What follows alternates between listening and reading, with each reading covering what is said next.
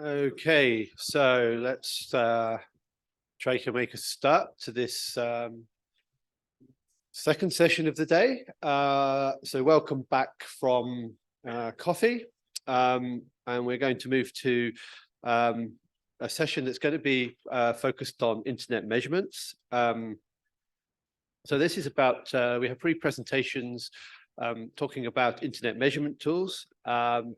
And this is really about the fact that if you don't measure something, then you can't manage it. So our first talk is by Alex Semenyaka, who is working for the RIPE NCC, and he's going to be talking about RIPE Atlas measurements of Central Asian interconnections. So I think I just saw Alex. He's standing over there. When you're ready, Alex. Alex? That's all right. As long as you remember. Okay. Remember what? Окей. Да, замечательно. Коллеги. Great. I will have a presentation that is a transition from what we discussed yesterday, and we had a lot of discussions about the countries in the region interacting with each other, how they form themselves, and how what needs to be done to make this work more effective and this interaction more effective. For example, it takes a lot of effort. We spent a lot of effort on convincing the room that this interaction is necessary, and I totally agree with that. And today, I'm going to show you live data and living data that were obtained by means of real-life measurements, and we can see how today operators inside the region interact between different countries. And this study was conducted using RIPE Atlas system. RIPE Atlas is a system of samples which are located everywhere in the world and globally. There are over 11,000 of them, and these devices are located in a lot of different countries, and there's a small devices or virtual machines which conduct a certain set of tasks. Each of them can perform a set of tasks, a fixed set of measurements, which could be initiated by any participant of the system.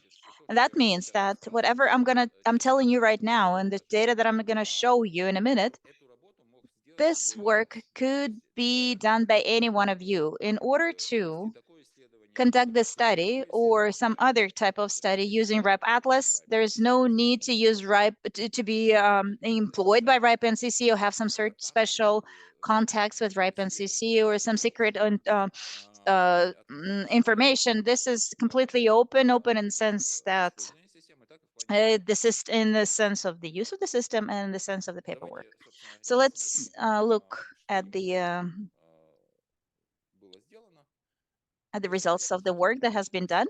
So trace route, and this any engineer that works with these technologies, network technologies, are familiar with this utility very well. This is a utility that sends a set of packages with the existing field time to live or hop limit, depending on the version, be it version 4 or 6 of the IP protocol. It looks at the response that it receives and the response that this counter has exhausted on the way. That means that this response comes from some interim router, and then it collects, this utility collects the sequence of IP addresses that it receives responses from and compiles the route which was traced by those packages. And this utility is contained in the RIPE Atlas sample. Any sample that exists in the world and trace route. And we hand out these samples during the event, and I hope that there's still some left in our colleagues still have some, and you can go out to the lobby and ask, or to the room next door and ask them to give you a sample, and then you can install this utility at home or at work and whatever and become part of the system. So this sample or this utility can count, can measure, can make trace route measurements, and this is one of the types of measurements that it can do. And this trace route is a very well developed option. It's used, it uses a so-called Paris modification or configuration, which means that if between the source and the recipient, there are several routes. The Paris modification of trace route will try to do it in such a way as to be able to trace them independently. So equal routes, so that they don't interfere with each other. And so the data from packages that follow one route or the other route don't mix up. This is important when you analyze complex topologies. And using the utility for that, well, you can use actually UDP, and this is a classical trace route that was contained in the original Unix, and TCP, ICMP packets as well. This is what Windows does, and these are all the options that are available within this package. And those who create this measurement, they can indicate and specify the measurement that they're going to use. Since we have some samples for the region, and we see probes for the region, you see them for each country and geographically where they're scattered around. So it's more or less evenly covered, except for some spacious areas where there is nothing. Really, unfortunately, we had a probe in Turkmenistan, but it doesn't work anymore. But nonetheless, the number of probes is sufficient to actually have something to play with. So each probe has its own IP address, and it has a geographic location or geographic coordinates. So what we can do is we can try and use this probe simultaneously both for as a device from which we're gonna use to conduct measurements, and we can use these IP addresses or these probe addresses as destination points. So because we know that this destination point is located in Tajikistan, for example, this probe is in Tajikistan, and this IP address is going to be measured by us. So we're going to be measuring from one probe to that given probe. And that's done exclusively for the convenience of the selection of destination points so that it is clear. And somebody asked me a question. There's no need to have a different probe as a destination. You can create measurements using any IP address or aiming at any IP address in the world. So if you make any measurements like that, you can do it with respect to any subject on the internet. So in this case, it was just convenient to select probes as destination points as well.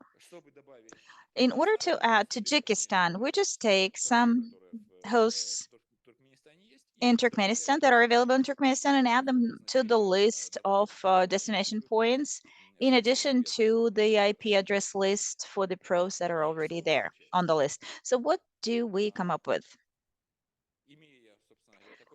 Well, with this tool, what we can do is this. Once again, from all the probes in the region, all the probes that we have in the region, we create trace routes to all other probes that are located in a different country from the original probe. And then we add those points in Turkmenistan that I mentioned. So the probes in one country do trace routes to all other probes in other countries. After that, we receive results, and we have a list of interim routes which the package goes through when it goes from the origin point to the destination point. To create these trace routes, we use all possible options. We use the IPv6 protocol, and for each protocol we use EUDP, UDP, TCP, and ICMP in order to get as much data as possible. After that, each interim router. For each interim router, we conduct geopositioning. So we align it with the country where it is located and receive a map showing the countries that the countries in the region interact through. So for a small example that you just saw on the screen, that's very simple. Uzbekistan, in this case, goes to Kyrgyzstan through Russia. And this analysis can be conducted for all trace routes that are available out there and aggregate this data into some relatively clear diagrams. So they could be a little bit overloaded, and we'll be looking at them right now. But nonetheless, they're much more simple for analysis than numerous single measurements. And for example, in this case, there were over 55,000 measurements. Of course, I didn't do it by hand. I didn't do it manually. I did write I did write a little code, just to make it simple and quick. But everything else was done by the machine. And of course, looking at the diagram is much more pleasing than looking at 55,000 routers. What's important here is, it's worth mentioning before we go on to the result analysis. When we talk about internet measurements, quite often we get an impression that these are some absolute numbers and absolute data, that we conducted this measurement and this is the true value, and that's the only value that is there.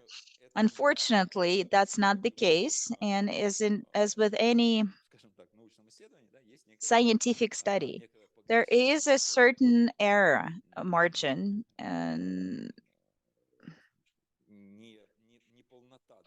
or incompleteness of data which we have to deal with. And in this case, it's important to understand that the diagrams that we're seeing, they follow the same principles. And unfortunately, for example, we have probes not in every network prefix. And we realize that every network prefix in the internet may have its own routing policy. And even one operator, if it has a probe and it's located in one prefix, it doesn't mean that this prefix will be routed similarly to the one next to it. And it could be done differently. And number two, where and in which segments contain those probes? We don't know. It's quite possible that the probe is located in a client segment. That's great, that's important, but there is a probability that it is located in some experimental routes, in some sandbox or something like that, which is routed by some weird mode, and nobody really cares how it is routed. We cannot assess the importance that prefixes or that network segment is where that probe is. And it's quite possible that there are important segments, operator network segments that don't contain any probes. And it's the reality, unfortunately, is the reality that we can try and do something with. We can increase the number of probes, and we call upon upon operators to install these devices so that similar things could be done in a better way with better quality, and it's actually useful for the operators themselves. And Kazakh Telecom is actively using probes to integrate with its internal monitoring structure to be able to see its network better. And that could be done not just by Kazakh Telecom, but so far this is the situation. And we need to understand that trace routes work at the third tier, and this is the IP tier. If a cable runs, let's say like a WDM, goes through some countries, but it doesn't go out to the third tier, trace route is not going to see it. We will lose that geography for sure. This tool cannot show us the other tiers. And plus, when we see an interim router, we would think that we can look at the IP address in which country it belongs to, but unfortunately, no. There are large operators, for example, some Riaton, which has this IP address, a UK IP address, because it's an internal infrastructure. They didn't describe it in any way. We just know know that this company is registered in the UK, and this UK IP address can actually can show in the trace route analysis. And so you see some other country and then UK comes up. Of course, this router is somewhere else, but not always can you detect where it is located. And there are worst cases when router does not respond clearly. And in the trace route, all you see are stars, asterisks. And asterisks, 3 asterisks, that means that there's a hop there, but just like we see on the screen right now. There is a presentation, but we don't see it on the screen. You see the hop, but there is, where is the, what is the IP address that is associated with it? There's no information on that. Or there is an address. We receive an address from private addresses. For example, 10123. Okay, great. What can we do with it? Nothing. And we cannot even assume which operator it belongs to, this 10123. So that's it. These interim routers don't always get associated with geography, unfortunately. But even if we look at this trace router, well, there is a study that shows that 4 or 5% of equal routes are not correct when the router, which branches out the routes, doesn't balance by flows, but balances by packages. And this is a horrible thing that could happen. It deteriorates the quality of its operation, and it breaks the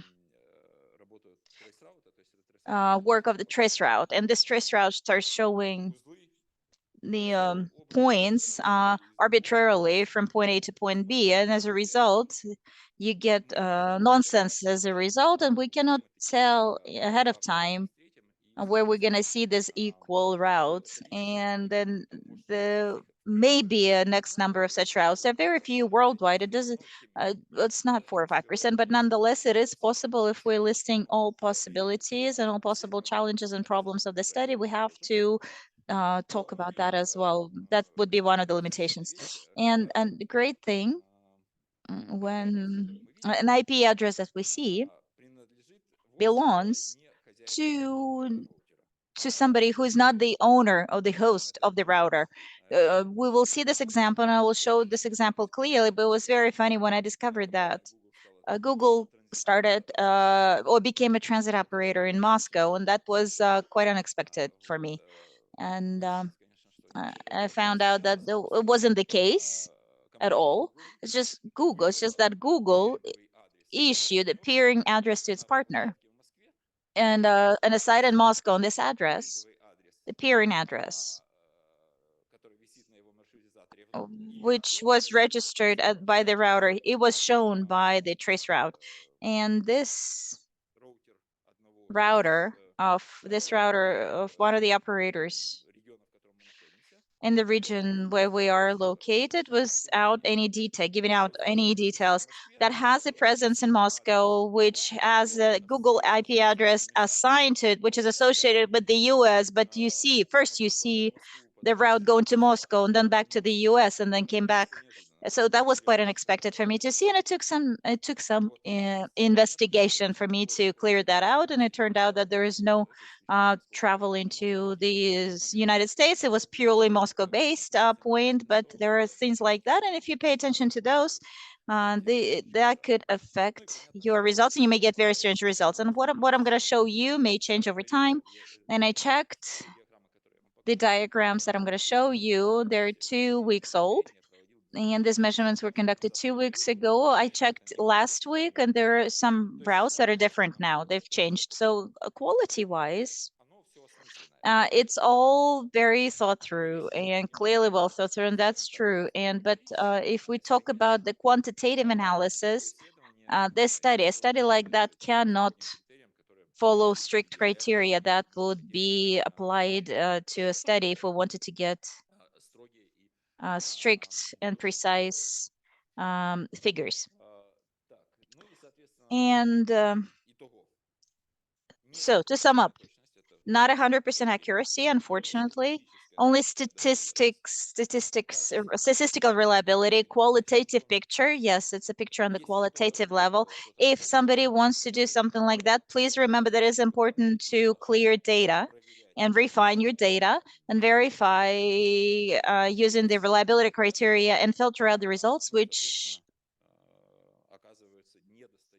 are not reliable. And there are quite a lot of those. And thanks to all those factors that I just listed, because of all the factors that I just listed. But nonetheless, from the statistical standpoint, since there are a lot of probes, that you can still get the qualitative picture, and this is what we're going to look at right now. So here is the connectivity between Kazakhstan and Kyrgyzstan. So you see a very funny picture. When traffic from Kyrgyzstan goes to Russia first, and then back to Kyrgyzstan. Because the operator who is sitting right here gives all the traffic to Russian Federation using the default route. Well, no names, just all the traffic goes to Russia and then distributed somewhere else. But that's quite a strange situation, but it does exist. So even traffic from Kazakhstan to Kazakhstan goes through a different country. And this small route, short route, sorry, is justified by the fact that there is Kharkiv Electric Company, which provides services on creating IPv6 tunnels. For some people or in organizations, will have an IP connectivity. This link, it's a Kharkiv Electric Tunnel. It's not real connectivity. It's just a small route. And backwards, it's much more simple, except for the fact that the traffic which went to Russian Federation goes through European countries from where it is more comfortable to exit. And there's 2 points we see is what we call peering conflicts, when two operators can cut the deal on commercial conditions. How do they exchange traffic? Because these commercial terms can be very strict, but they're tied to the country. So as a result, operator A or operator B says that in Russia, we will not exchange traffic for this cost, but I will not be limiting traffic exchange beyond Russian Federation. So at some IXP in Stockholm, for example, or Frankfurt, they do exchange traffic. It's not comfortable for either parties, but everybody sticks to their principles. And as a result, a small amount of traffic from Kyrgyzstan to Kazakhstan goes through Germany and Sweden. This is the data developed by my colleague Rene Willem, and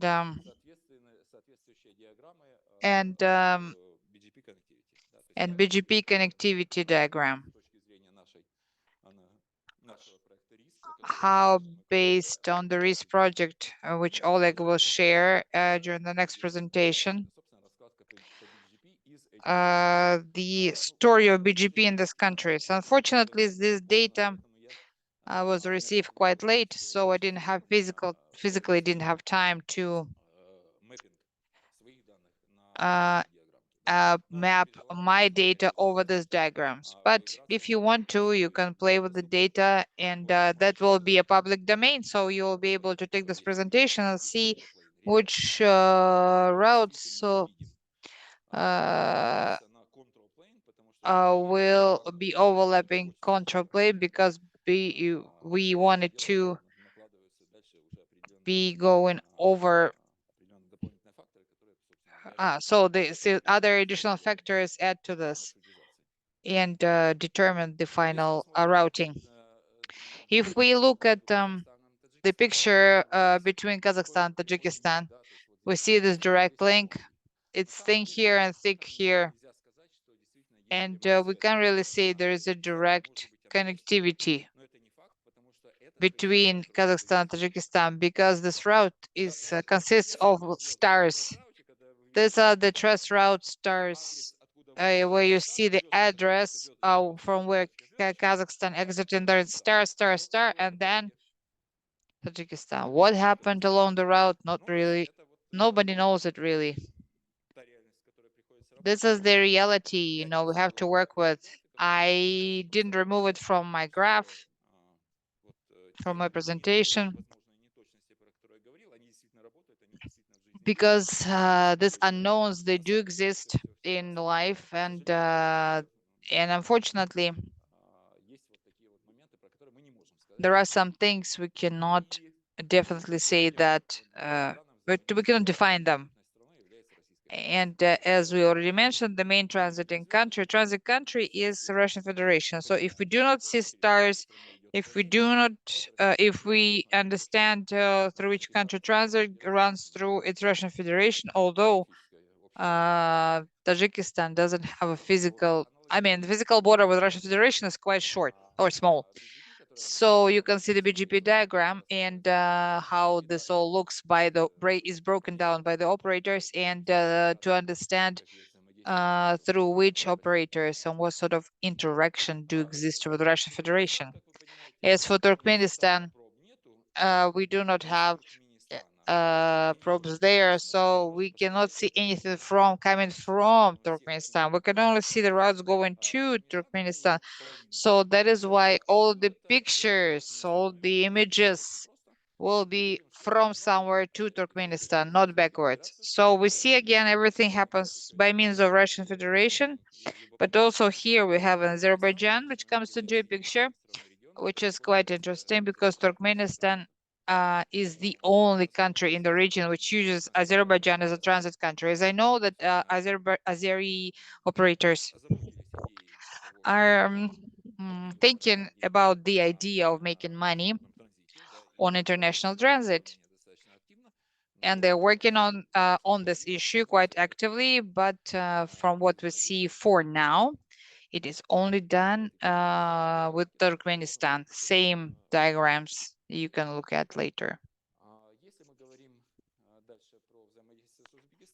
If we talk about interaction with Uzbekistan, the picture is quite the same, but there's also interaction through Southeast Asia, through Hong Kong, which is quite interesting, and which goes to Russian Federation, and then it goes to Kazakhstan with possible bypassing Sweden. Imagine this route. That's quite a funny story, actually. And don't pay attention to this, because this is just like a Hurricane Electric's tunnels, which are determined by Hurricane Electric, where you will be routed to or directed to the XPs in Germany or Sweden, sorry. And this is the diagram again, which shows us how it gets to the destination. This is the branch. If Kyrgyzstan, Tajikistan, everything is quite standard here. Again, this a violet or arrow. Do not believe it. It's the stars and the trace route. We don't really know what it is, but very few probes along this branch. Everything goes to Russian Federation, so we can say that the main transit partner is Russian Federation, but there is also Kazakhstan role here. If, for example, from Kyrgyzstan goes to Kazakhstan, but through Russian Federation to Tajikistan, so there is no direct connectivity. If we remember the news,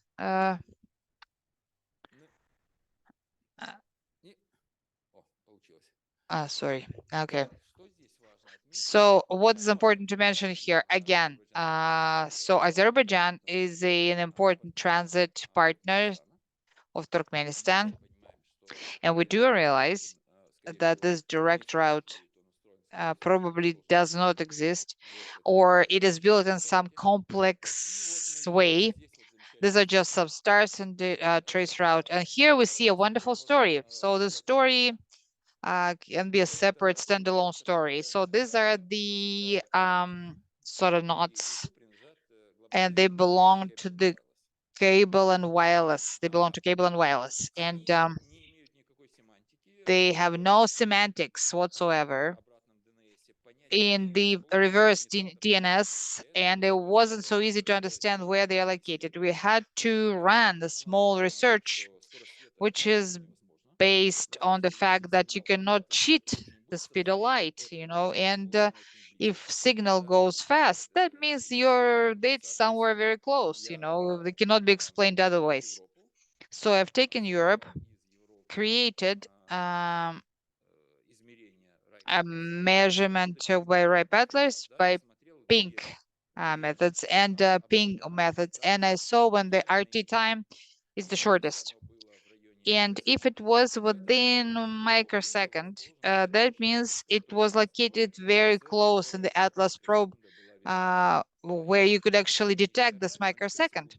There is this pink microsecond rule. It's 100 kilometers by fiber optics. So this micro research allowed us to understand that one cable and wireless located in Germany, second in Italy, and from Russia to Germany went by some route, because trace route shows that just the third tier. So what happens with cable at the first tier and how second tier is built, we don't really know. So somehow it gets to Germany, from Germany to Italy, and from Italy to by some way, it gets to Azerbaijan. That calls welcome to the world of global operators who organize the traffic the way they so desire, and to receive the maximum effective operation of their network. They're not going to be thinking about you when they are building the management of their own traffic. So that is why Kyrgyz traffic to Turkmenistan went through Russian Federation, then through Germany, then through Italy, then through Azerbaijan, and it went to Turkmenistan. So Kyrgyzstan, Uzbekistan, it's quite simple here. Everything's quite simple. As we can see, Russian Federation is the main transit. And again, we see this ping pong.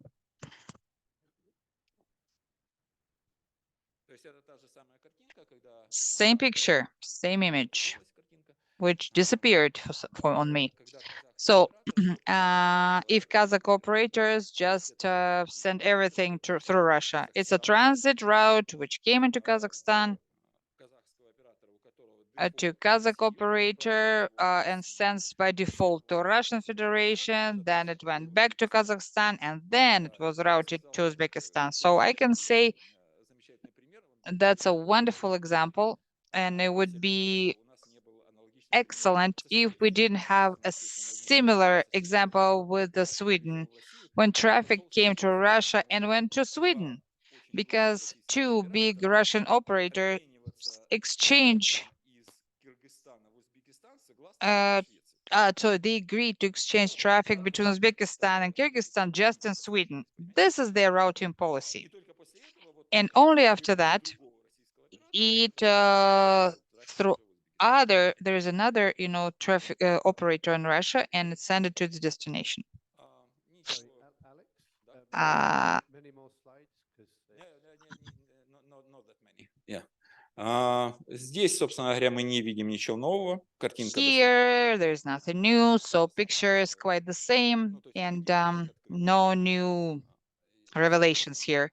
So the slide we have to pay attention to is the last slide from the diagrams. You can see this loop. These are the 3 nodes cable and wireless, which exchange traffic from Uzbekistan to Turkmenistan through Europe. So 2 of them are located in Germany and Italy, and between these nodes, this traffic goes like this at the 3rd tier level. And with that, but how it happens on the 1st tier, nobody has a clue, because you do understand where Italy is and where Azerbaijan is. So, or from Italy directly, well, let's say Italy, Turkmenistan, but see where Turkmenistan is, where Italy is, so you see it for yourself. So here I will just jump over some slides, because there are some just standalone sort of stories, which could be interested to some of you, not to every you. So each story deserves its own sort of time dedicated to it, but a couple of words I will say that this trace route from Kyrgyzstan, traffic went in through Kyrgyzstan through US, the address from US, so which is given to Russian routing, sent to Russian routing. So this is a story when Trans Telecom KZ sends everything to Russian Federation. This is the trace route, and you can check it. This is the probe number, measurement number, everything is open domain. You can just upload this data. And this is the picture of story of the 2 IP addresses are beta plus, which all the time, occurs between Russian operators Voronezh, Rostelecom, and between them are beta plus or Rostelecom MMTS. I don't understand what this beta plus Astana. So either these IP addresses were rented out to some operator, or it's just mishappening, which has to be resolved. So if any of you know, if there is anybody from Arbita Plus, can you please explain what's it all about? And this is the interaction of 2 big operators, which happens through Sweden, because they couldn't cut the deal at the territory of Russian Federation. So again, all the data you can see on my presentation. There is a measurement point, there is IP address. You can actually upload it yourself, and you can actually get a proof that trace route does exist. And the last one, you can see how wonderful the traffic from Uzbekistan went to Azerbaijan through whole Europe, through Middle East, probably, by some underwater cable.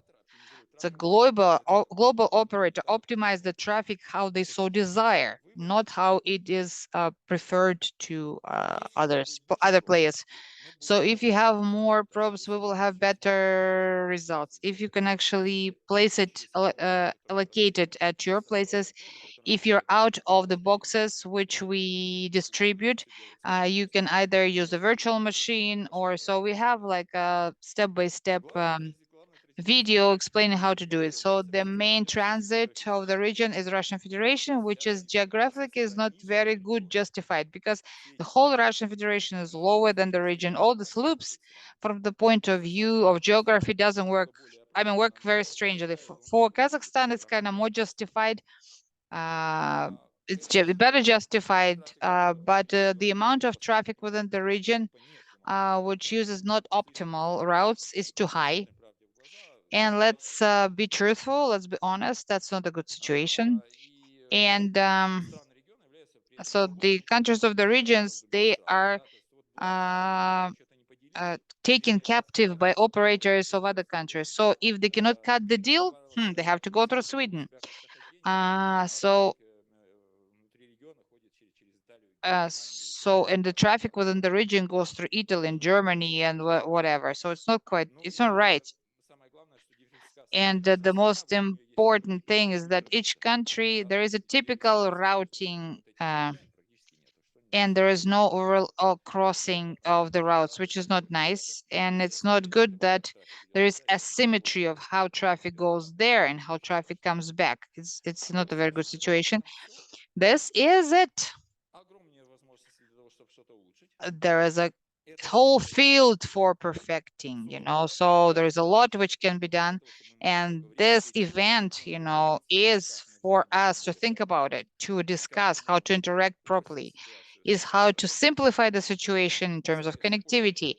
And please consider this. We still have time to cut the deal, to agree, to come to the agreement, to plan some actions, to launch some projects. So you have any questions about Atlas or any other equipment or any methods or whatever, so maybe we already discussed with many of you, but wait for 2-3 minutes. I will be glad to answer all your questions. Please do not be shy. That's it.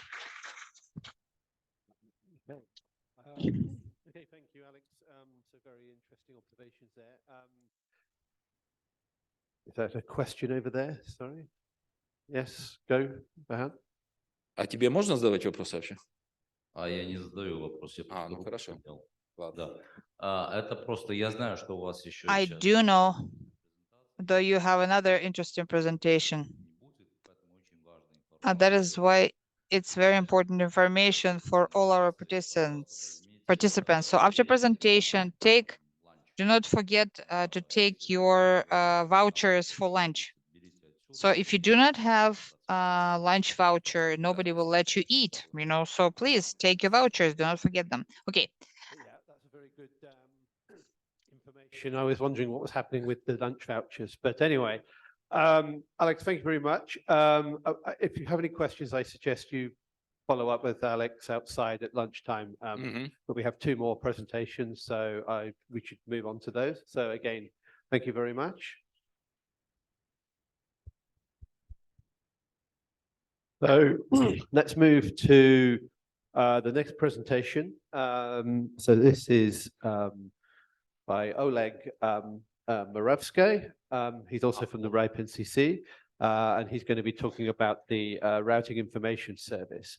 So this is something actually we use in the Manners Initiative for the Manners Observatory. So I know I'm quite a big user of it, so I think this is interesting to listen to. So over to you, Oleg. Thank you. Добрый день, меня зовут Олег Муравский. Я работаю в RIPE NCC, и в данный момент я работаю над системой RIS и расскажу о том, что это такое и что вы можете делать с этой системой. RIS — это Routing Information System. Мы BGP routing мы занимаемся этим проектом уже 23 года, и за все данные за все эти 23 года доступны в публичном доступе на нашем сайте. Вы их можете загрузить, посмотреть. И эти данные используются многими исследователями, многими операторами для анализа таблиц маршрутизации в прошлом, в настоящем, а также для отладки и корректировки маршрутов и проблем, которые существуют в глобальной... that exist in the BGP system or network.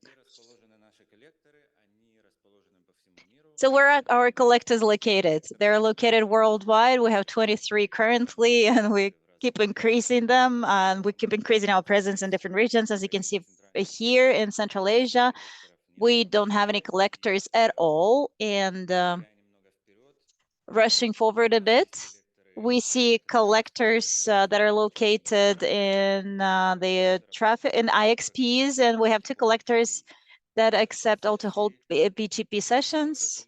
But unfortunately, the Central Asian regions, we don't have any peers. We don't have any collectors. We don't have anything here. We don't have any peers for multi-hold BGPs. And that's why information about local routing in this region is obtained through 3rd or 4th or 5th party, whatever, through the collectors that are located here. And on multi-hop session and based from multi-hop sessions from other peers. So this is a list of our collectors and where they are located and where they're present. And if any one of you can connect to us, you are located in this IXPs, or if you can connect to us using multiple BGP in Amsterdam, please talk to me and we will discuss how we can do it, and then I will tell you about the system itself. This data, it's very difficult to see all the details here, but the point of this chart is that here we can assess what we call medium distance, mean distance between the countries and our RS collectors. And as you can see from here, an average distance is about 2.5, which means that on average, most of the countries are located 2.5 hops away from the majority on average number of our collectors. The reason why I am showing this map is for you to, when we look at, for you to be clear, when we look at the Central Asian region, and more specifically, this distance is shown here as a line on the bottom of the screen of the chart. And you see that the majority of the countries in this region have worse indicators. So the distance between the countries in this region to our to the countries of our collectors is much higher. It starts at 3 and goes up to whatever, more than 4 even. And only Turkmenistan is doing best out of all the countries in terms of the indicators, even better than the average indicator worldwide, on average distance worldwide. The distance from our collectors to ASNs in Turkmenistan is less than 2.4 on average. And that is why, so the point of this chart is that we would like to improve this indicator for all the countries in the region. So please talk to me, and I've already found several contacts here that could help us. But if you'd like to join us, please talk to me. The system and what it is and what it was created for and what we can do with it. So the goal of the project was described back in 1999. And there are 2 main goals, and one of them was this. When the problem of routing occurs, the main method of tackling this problem is to use so-called BGP looking glass, which allows you to see the state of routing tables, the current state. But if you know that the problem happened an hour ago, 2 hours ago, or yesterday, then you won't be able to see the status using the looking glass, because it could have changed since then. And it would be good to save the information that was current at the time of the problem. An hour ago, 2 hours ago, yesterday, or even a month ago or 2 months ago. That's why 2 tasks that we set out for the project were to collect as much as possible such service looking glasses from different ASNs in one place, so that you wouldn't have to visit every single one of them to check their data. And the second objective was to preserve historical data and save historic data so that we could actually analyze these records in the future. As I already said, we're collecting data. We've been collecting data for 23 years, and these data are available in the BGP update format. They're packaged into MRT format, and they're stored in this format that was developed specifically for this purpose. This format can be viewed by any utility that supports it. One of them is a BGP dump that was also coded by us. The code is open. You can upload it using this link. It can be used in the command line or as a library or as a machine readable format. This is what it looks like. There are 2 options here of how you can see the data. One is actually reader-friendly format, so you can see all GP updates and easily decipher them. Another one is machine readable. This is for the analysis of a lot of updates, simultaneous analysis. So that allows you to aggregate data and do whatever you need to do with the data. However, this is a format for studies. what the operators need for analysis of the problems, and it's decided by another interface in RIS. It's called RIS Live or RIS Live. This is a project, like a standalone project. Let's put it this way. It's an interface of RIS Live. RIS Live is interfaced using the WebSocket protocol. It's a standard protocol, and these messages are repackaged into the JSON format so that utilities could use it. And you can receive complete data sets, but that's not very convenient because this information is just too much of information. Usually you don't need all of that information. However, the most useful mode of the use of RIS-Live is filtering. And here you see all possible filters that you can use. And the most useful ones is a prefix filter and filtering by the AS path. As an example, if you open the main page of the RIS-Live LiveNet opening page or front page, you can see the real life, the information, the options for the filters that you can use, and there's a code example in JavaScript and Python, how to code your own utility, which could interface with the service and show you the data that you need.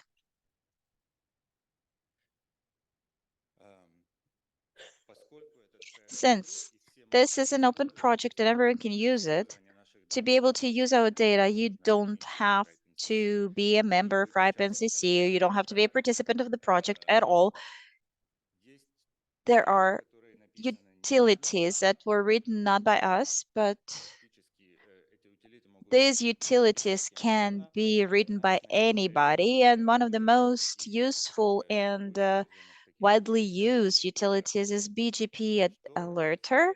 What it allows to do is it allows to monitor announcements in real time that affect your prefixes or your autonomous systems. The options for configuration, there are a lot of options for configuration. I'm not going to describe all of them. However, the main ones include the problems pertaining to so-called hijacking of your address space or some errors in the configuration of BGP, which could affect your availability of your network. Since this a BGP alerter, the system sends alerts. These are messages, and it can save them as files, send them via email, or using any popular messenger such as Slack.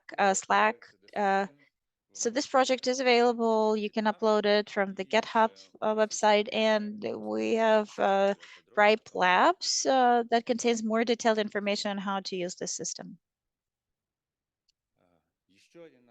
Another example or another project which uses RIS data is RIPE Start. If you don't know what it is, I recommend that you go follow this link, stat.ripe.net. Contains a lot of useful information about your network, about networks of your peers.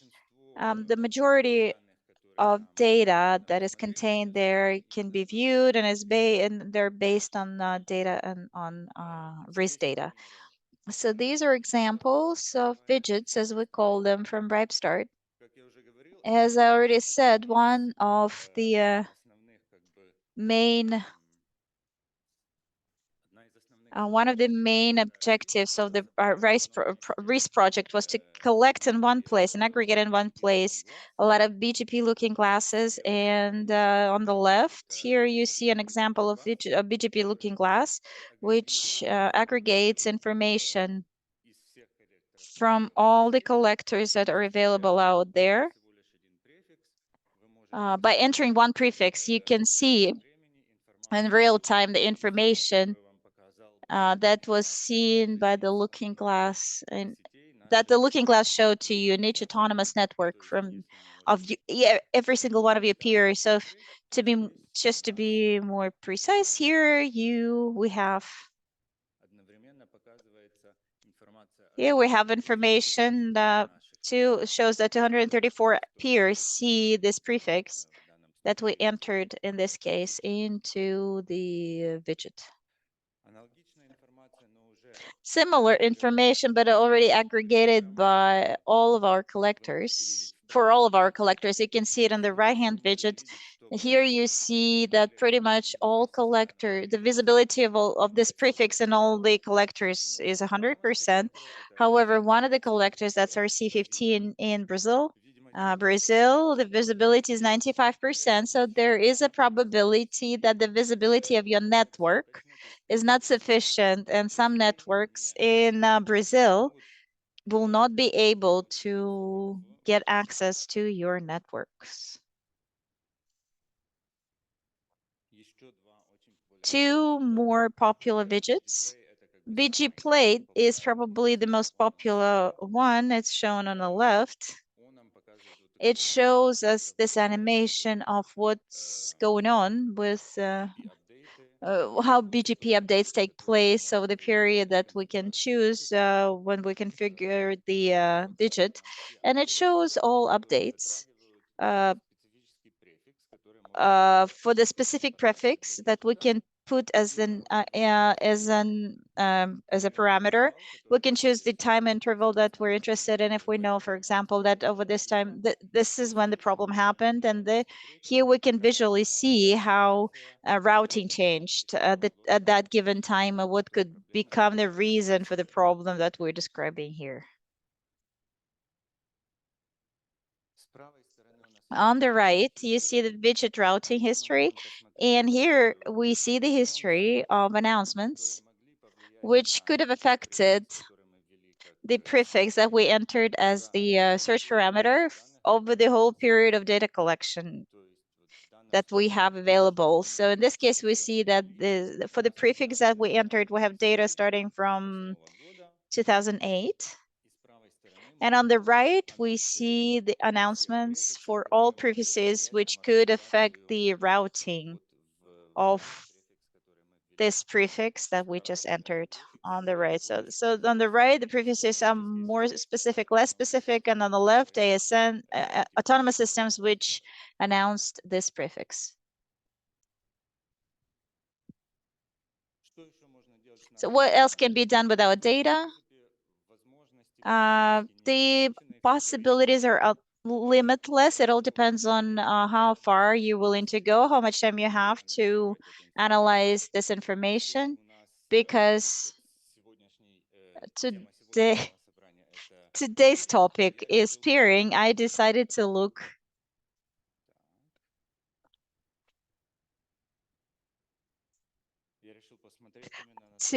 at how this information could be analyzed to see what peering looks like in our region. So we need to go to the presentation mode, and we will look at the slides. Thank you.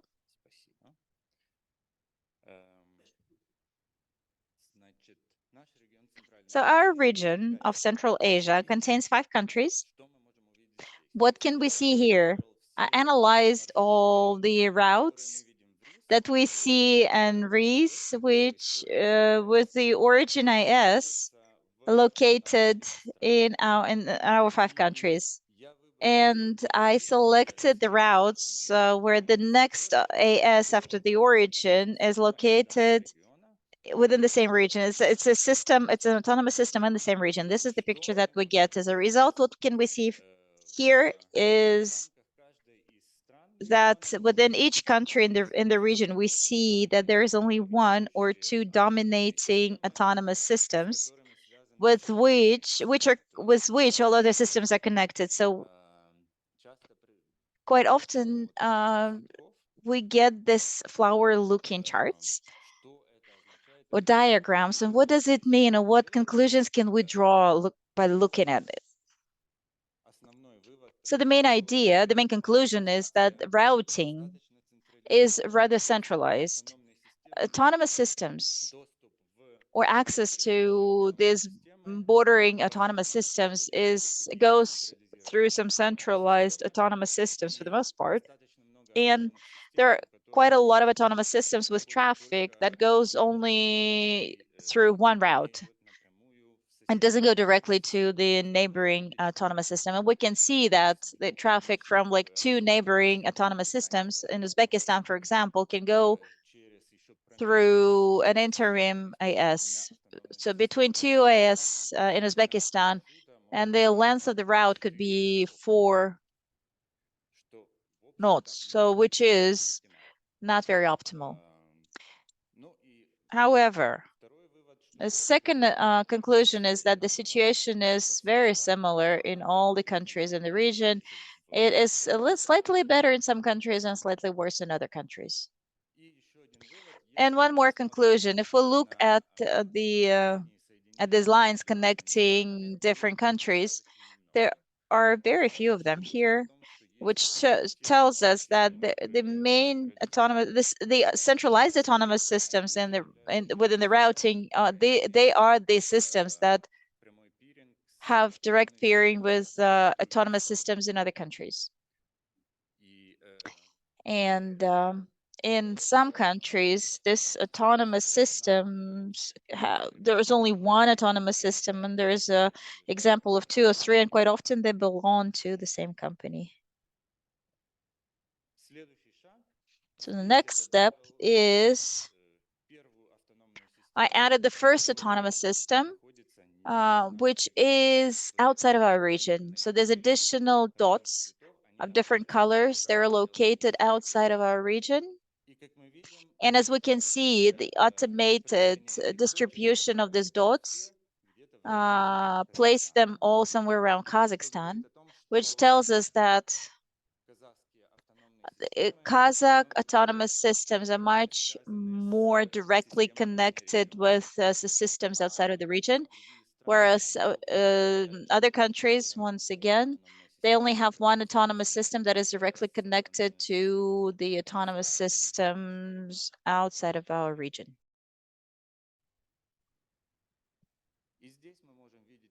And here we can see the same graph, but with the aggregated system on the countries. Above countries of our region, below countries beyond our region, we consider a lot of them. And that you can see that the number of external connections from Central Asian countries is quite different. If Turkmenistan, we see just three sort of lines, in Kazakhstan, Kyrgyzstan, it's much more. And since we do have the data, 20-year-old data, I decided to look at what was the situation 10 years ago. If, for example, we look at the data from 2012, this is, and run this analysis. This one, it matches, that one, but 10 years ago. So, as you can see, the number of the points of autonomous systems was much less, but all in all, situation in terms of connectivity, interconnectivity between this autonomous system was pretty much the same. There are centralized automated systems with routing within the countries and between the countries of the region. And the same picture aggregated, but by the countries. Situation is similar, but you see that the countries beyond the region was much less. It's to compare this one. You can see there are much more countries beyond our region. 10 years ago, this is all we had, was just 9 countries. Our region is not limited by just our 5 countries, neighboring countries, Iran. This is the Iranian picture as of today. Yellow dots is Iran. Other colors are countries beyond Iran. And we can see situations similar within Iran. Prevailing are the autonomous systems through which most of the routing happens. And you can see that there is only one autonomous system which is directly connected with autonomous systems beyond Iran. So their traffic is quite centralized. Afghanistan, situation is similar. We can see that there are 4 centralized autonomous systems and practical traffic goes through them. And just one autonomous system has connection with autonomous systems beyond Afghanistan. If we look at other regions, how situation might look different or same, it's Armenia, Georgia, Azerbaijan. As we see, situation is similar to the situation in Central Asia. They also have centralized traffic, although we see more autonomous systems, which have connectivity with the systems beyond these 3 countries. These are just these colorful dots in the middle. And autonomous systems for 3 countries are at the edges of the picture. Baltic countries, situation is quite different, as you can see. Again, the countries of the region are edges, countries at the edges, countries beyond the region are in the middle, and here you can see much more, bigger number of the autonomous systems which have direct connectivity with autonomous systems beyond the region.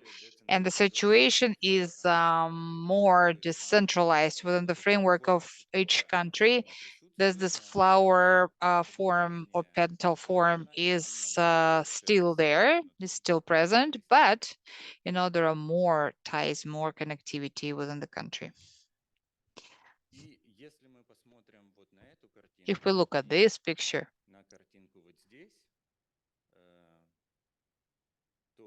and this picture, so as for Azerbaijan, you can see that Azerbaijan is kind of yellow, but there are a lot of violet ones around them. And similar picture you can see in Lithuania. They have a lot of violet dots around yellow Lithuanian dots. I decided to see what are those purple or violet dots. These are autonomous dots from Ukraine. So this is Ukraine. So yellow is Ukraine, and the situation here with routing in Ukraine is quite different from practically all the countries we saw prior to that. And that this big yellow gob, which is in the center, it's impossible to stretch it out because their autonomous systems are so interconnected between themselves. So it's practically not possible to expand into this flower patterning, which we saw on the other schematics. So if you see the reference, I've been from NSSC and ran quite interesting study, which had to do with the Ukrainian situation, especially prior to the escalation of geopolitical situation, how the systems, he looked at how systems are resistant to the damage which happened at the Ukrainian territory. There are many other factors, not the routing, not just the routing mentioned in this article, but I offer you this to read this article, and just if you're interested.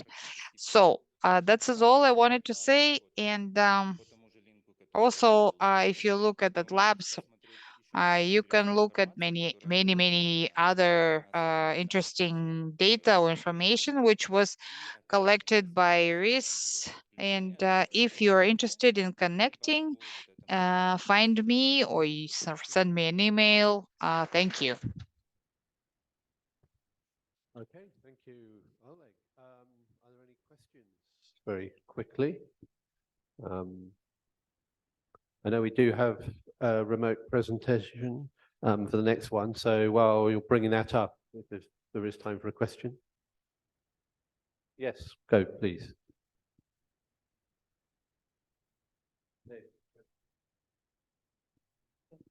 Маленькое напоминание, что все презентации... Just a reminder that all presentations which you hear today and yesterday, you can upload from the site. Because I can see many people making pictures of the presentations. That's not very kind of comfortable. So you can go to website. There is a section which is called presentations or presentations archive. If you click it, you can see the list of all presentations. You can upload all the presentations. You can copy all these pictures, images, graphs. You don't have to take a picture on the phone, by your phone. Right, good advice. Okay, we have one more presentation, I believe. So this is from Konstantin Lysukhin from Tele2, but he's going to be doing this remotely. So do we have him up on screen?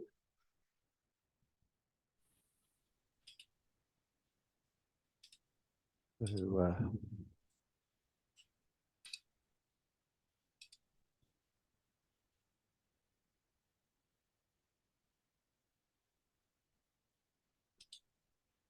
do we have Коллеги, доброго Konstantin? дня. Hello. Доброго дня, коллеги. Меня слышно? Good day, colleagues. Can you hear me? Hi, Konstantin, can you hear me? Can you see us? Да. Okay. Я вас вижу и слышу. Yes, I can hear you and I can see you. Great. And can you hear me? I can, yes. If you want to go ahead. Я прошу прощения, я по состоянию здоровья не смог присутствовать сегодня. So I apologize. I am due to my health issues. I wasn't able to join you physically. So and my voice is not very nice sounding.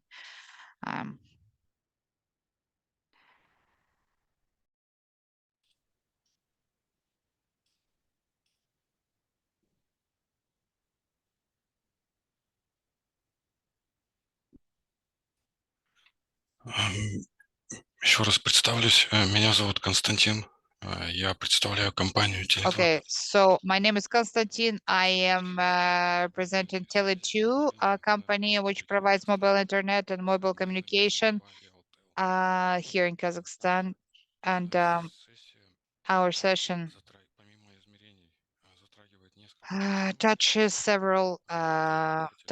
on several topics which we would like to discuss. Using as an example our networks, would like to share our experience and our achievements. So let's talk briefly about the infrastructure of our network and its development of the network, and which issues it allowed to conquer here. We'll talk about introduction of IPv6 introduction into our network. We will talk about traffic analytics and talk about the instruments of internet availability measurements or internet services measurement instruments. I would like to briefly talk about sort of our infrastructure as a mobile operator. I'm not going to go into great detail. Here, just briefly would like to mention that the network consists of the radio, transportation, packet, gateway, and the internet network. And for us, one of the important priorities is providing high quality and reliable service. To reach these goals, we have a distributed network between 16 data centers located in big cities of Kazakhstan, 12 of which have packaged network and direct connectivity to internet. Due to this topology, we provide optimal delay between the component and the service and minimize the impact of interregional channels or equipment of other regions. Then the strategy of further development of our network, we plan to add equipment to the outstanding, regions in Kazakhstan. And I specifically would like to highlight the development of CDNCT. Currently, in each data center, we have CDN servers for the most popular content, like Google Cache, Contacts, and Facebook. In 4 cities, Almaty, Aktobe, Shymkent, Astana, we have Akamai cluster added to the clusters, Gcore and Yandex.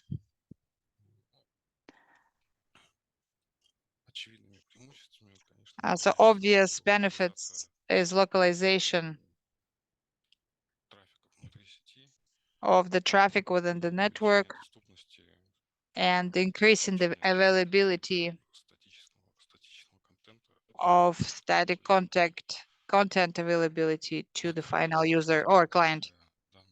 And also CDN solutions were very useful during pandemic time frame. So in March, many operators sort of faced high loads, over the infrastructure due to the fact that people had to work online or had to study online, and during the initial period of pandemic, we registered high growth of traffic at the external internet channels, and the sort of the rush hour, for the internet was close to 100%. And the forecast, was that the traffic will continue growing, and if we do not take any measurements, then there would be very negative reaction from our clients. We would receive very negative reaction to our clients. So you can see that in March, the quarantine was announced, and we received a lot of complaints from our clients.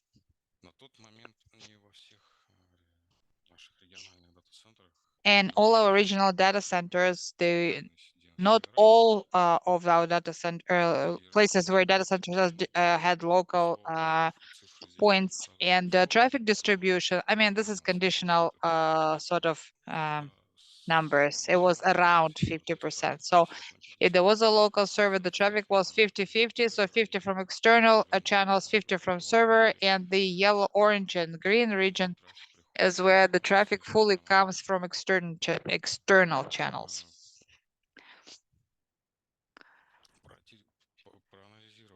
After analyzing the resources and the current load over CDN servers and interregional transport routes or channels, we try to redirect the traffic from CDNs of one region to the clients at the regions where a localization of routing did not exist. So with that, you can see how we managed to free some volume and redirect it to the regions where it was necessary or it was in demand. So after this optimization, we have like a spare, a good spare. Then I would like to talk about how we introduced IPv6 technology. We in Tele2, we do understand that this is the future, and many operators and content providers provide services with this technology, and we decided why not providing this opportunity for our clients. So the work had started in 2020, was broken into several stages, several steps. So first we had to choose scenario for introducing this technology, and in such a way that so we can actually provide smooth, transition or smooth, introduction of the service. And after all the estimates and evaluations, we decided the most optimal option is to use dual step regime when clients receive address format, I can use both of the technologies at the same time, like a dual stack. Then we work with the registry RIPE and SASI, we receive the blocks of addresses, we've done some distribution work. We did a lot of work on prepare infrastructure, especially organization of routing and working with providers, DNS servers with the support of IPv6 and adjustment of the infrastructure with this existing CDN resources. And preliminary, we ran complex testing, and on August 21, Tele2, the first one at the mobile market, provided their clients to use IPv6 technology. As for the data, SysClub, according to the SysClub data, you can see from August 2021 the growth of use of this technology. So using this opportunity, I want to show you my peering personal. This is our autonomous system, how you can find us in the PNDB database. And these are our contacts. If anybody will be interested in cooperation, please, this is the address you can use to contact us. I would briefly like to talk about traffic analytics, since it's important to understand the model of the traffic and its behavior.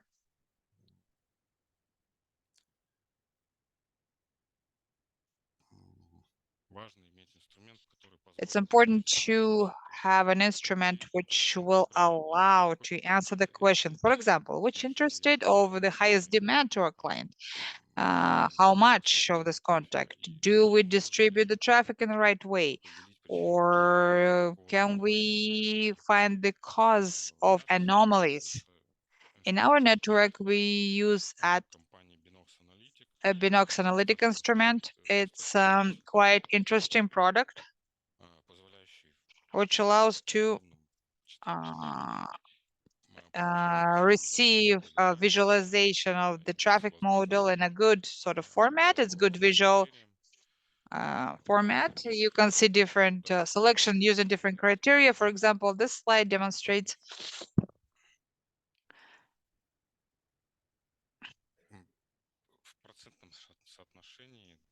in percentage the share of the traffic on top 25 autonomous systems participating in our or sent to our system network.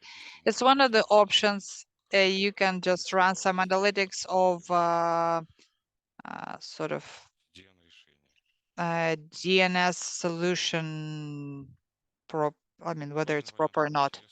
So it's one of the options to look at the traffic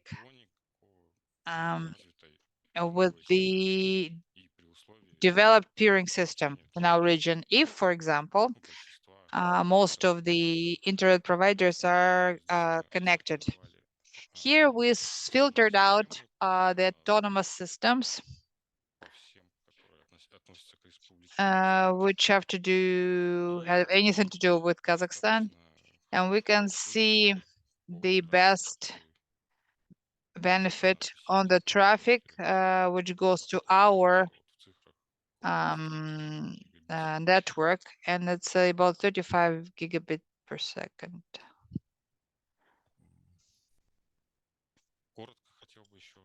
So I briefly would like to say about the auxiliary elements, which refer to the availability of internet services. So why do we pay attention to geo IP? Just on a side story, several years ago, there was a big work done when Tele2 AB left the family of companies. So we had to exchange prefixes. We had to free some, return free of them and return them back to the group of companies. The prefixes which were supposed to be used and transferred to us, and we had to buy additional ones.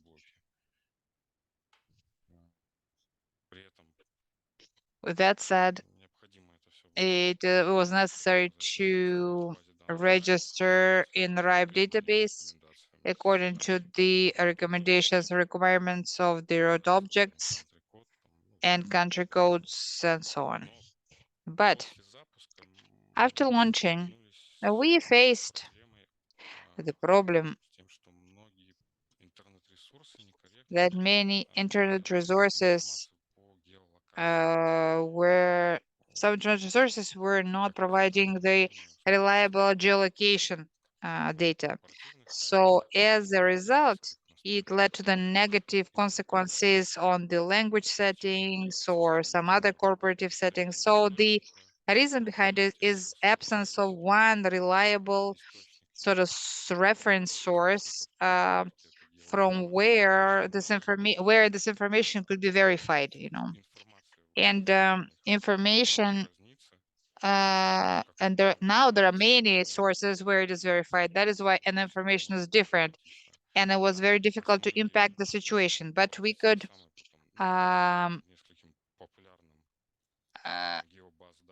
get to popular geo databases where we could enter, the reliable data or correct data, and according to its own schedule, the system inputted this data.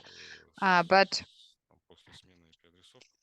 after it takes some time after IP addresses are changed, and during this period it's difficult to run proper geolocation verification. Also, we implemented a recommendation RPI registry. So we inputted analysis, and according to this information or recommendation, entered into the RIPES database.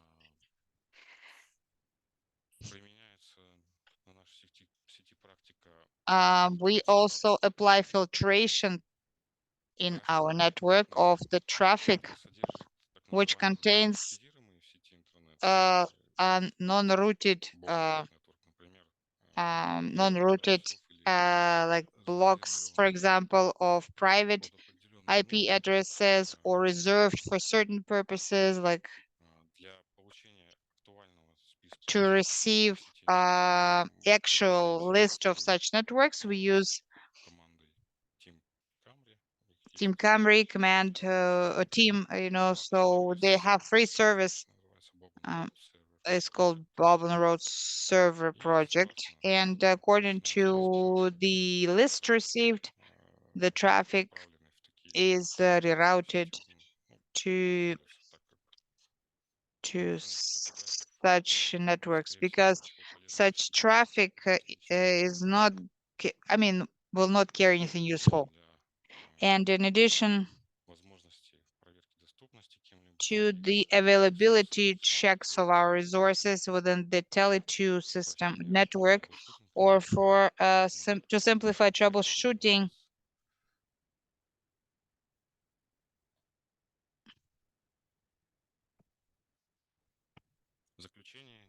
at the end, I would like to say several words on implementation of the tasks on the availability monitoring of internet services within our network. And currently we are using 3 instruments to do that. Zabbix together with implementation of RIPAD system and 1,000 eyes.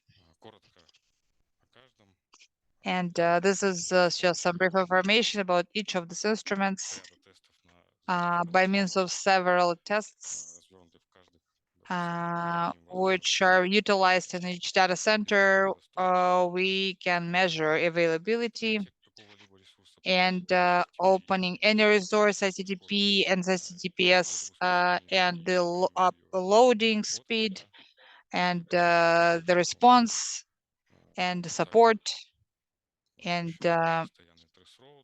constant trace route in case of troubles. And we can look at some routing changes.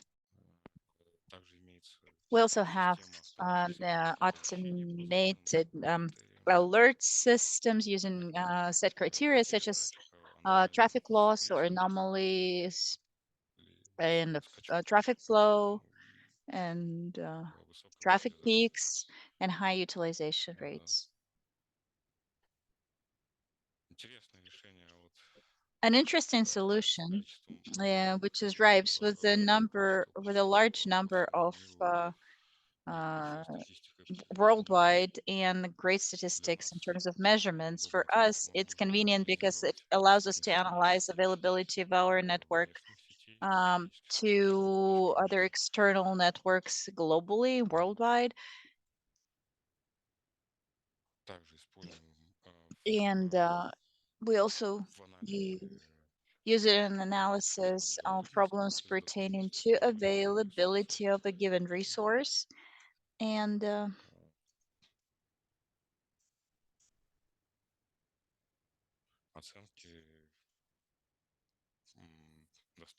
availability assessment of availability of not just us, but any other network that helps determine availability of some global problems or problems with the resource itself. And very 1000 plus is a very good product aiming at the analysis of routes and the health of the network. And these are the main problems it deals with, which is launching tests and from a large number of rep hubs are located worldwide. That's tracing BGP, route changes, end-to-end visibility of the network route and possibility to monitor the traffic and voice over IP traffic. And it has a very convenient interface with very good visualizations of the route and the possibilities to analyze problems up to the application level or down to the application level. In general, this is it for me. Thank you very much for your attention. All right, thank you very much, Konstantin. I appreciate that we're sort of running into lunchtime, but if there are any quick questions, Konstantin, as he's remote. But if not, I would again thank you very much, Konstantin, for your presentation. Yeah, so we'll give you another round of applause.